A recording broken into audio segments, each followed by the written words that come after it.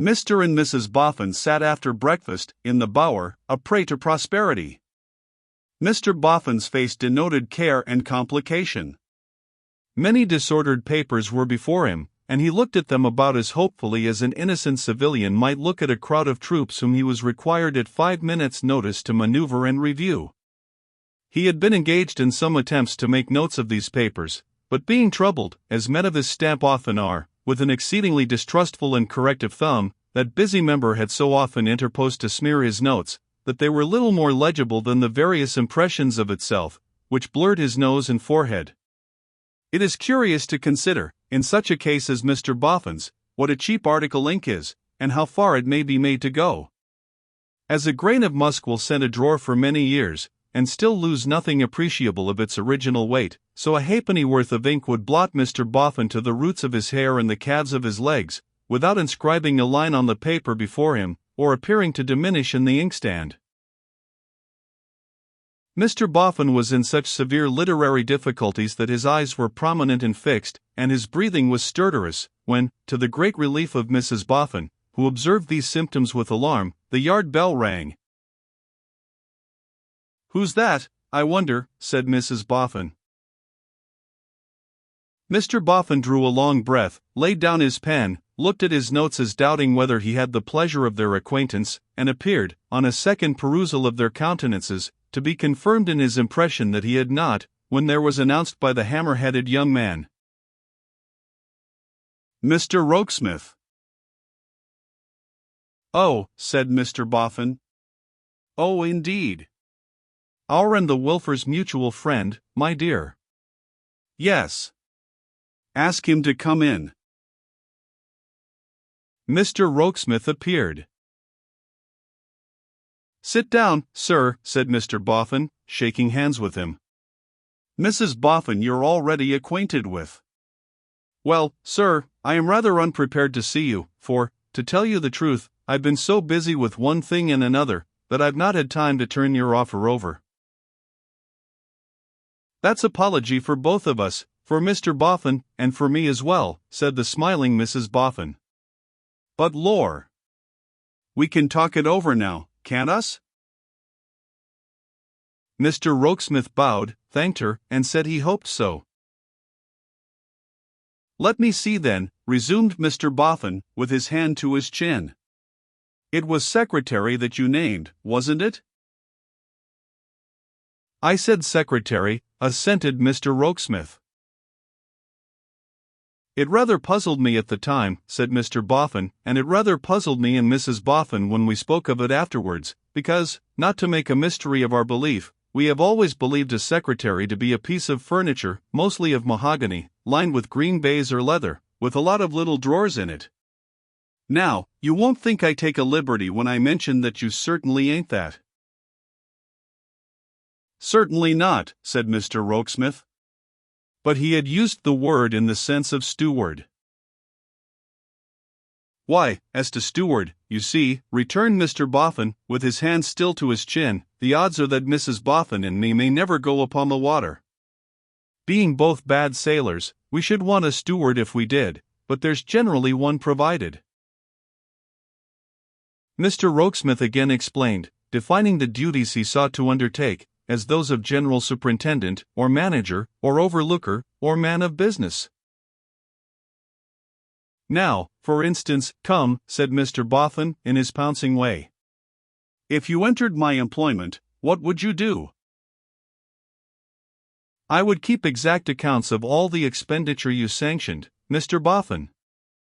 I would write your letters, under your direction.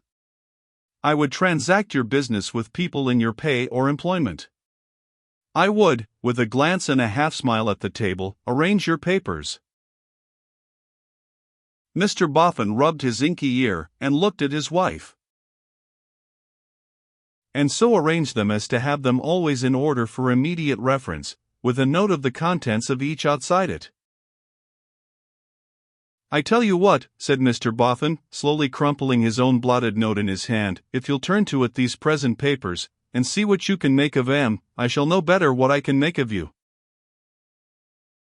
No sooner said than done. Relinquishing his hat and gloves, Mr. Rokesmith sat down quietly at the table, arranged the open papers into an orderly heap, cast his eyes over each in succession, folded it, docketed it on the outside, laid it in a second heap, and, when that second heap was complete and the first gone, took from his pocket a piece of string and tied it together with a remarkably dexterous hand at a running curve and a loop. "Good," said Mr. Boffin. "Very good. Now let us hear what they're all about. Will you be so good?" John Rokesmith read his abstracts aloud.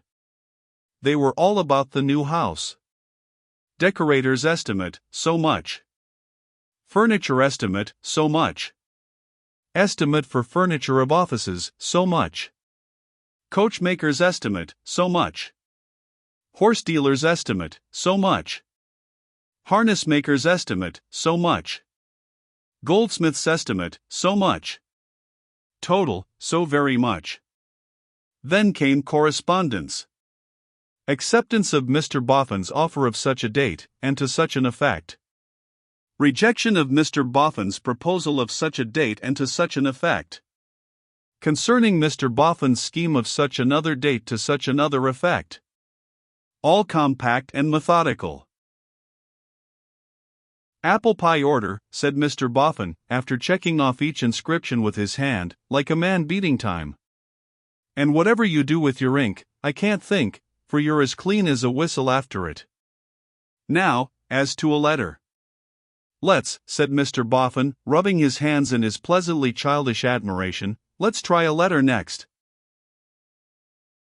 "To whom shall it be addressed, Mr. Boffin?" "Anyone. Yourself." Mr. Rokesmith quickly wrote, and then read aloud. Mr. Boffin presents his compliments to Mr. John Rokesmith, and begs to say that he has decided on giving Mr. John Rokesmith a trial in the capacity he desires to fill. Mr. Boffin takes Mr. John Rokesmith at his word, in postponing to some indefinite period the consideration of salary. It is quite understood that Mr. Boffin is in no way committed on that point. Mr. Boffin has merely to add that he relies on Mr. John Rokesmith's assurance that he will be faithful and serviceable. Mr. John Rokesmith will please enter on his duties immediately. "Well, now, Noddy," cried Mrs. Boffin, clapping her hands, "that is a good one." Mr. Boffin was no less delighted. Indeed, in his own bosom, he regarded both the composition itself and the device that had given birth to it as a very remarkable monument of human ingenuity. "And I tell you, my dearie," said Mrs. Boffin, "that if you don't close with Mr. Rokesmith now at once, and if you ever go a-muddling yourself again with things never meant nor made for you, you'll have an apoplexy besides iron molding your linen, and you'll break my heart." Mr. Boffin embraced his spouse for these words of wisdom, and then, congratulating John Rokesmith on the brilliancy of his achievements, gave him his hand in pledge of their new relations. So did Mrs. Boffin. "Now," said Mr. Boffin, who, in his frankness, felt that it did not become him to have a gentleman in his employment 5 minutes, without reposing some confidence in him, "you must be let a little more into our affairs, Rokesmith. I mentioned to you, when I made your acquaintance, or I might better say when you made mine, that Mrs. Boffin's inclinations was setting in the way of fashion, but that I didn't know how fashionable we might or might not grow. Well, Mrs. Boffin has carried the day, and we're going in neck and crop for fashion." "I rather inferred that, sir," replied John Rokesmith, "from the scale on which your new establishment is to be maintained." "Yes," said Mr. Boffin, "it's to be a spanker. The fact is, my literary man named to me that a house with which he is, as I may say, connected, in which he has an interest." "As property?" inquired John Rokesmith. "Why no," said Mr. Boffin, "not exactly that, a sort of a family tie." "Association," the secretary suggested. "Ah," said Mr. Boffin. "Perhaps.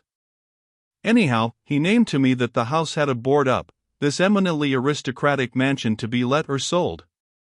Me and Mrs. Boffin went to look at it, and finding it beyond a doubt eminently aristocratic, though a trifle high and dull, which after all may be part of the same thing, took it. My literary man was so friendly as to drop into a charming piece of poetry on that occasion, in which he complimented Mrs. Boffin on coming into possession of "How did it go, my dear?" Mrs. Boffin replied,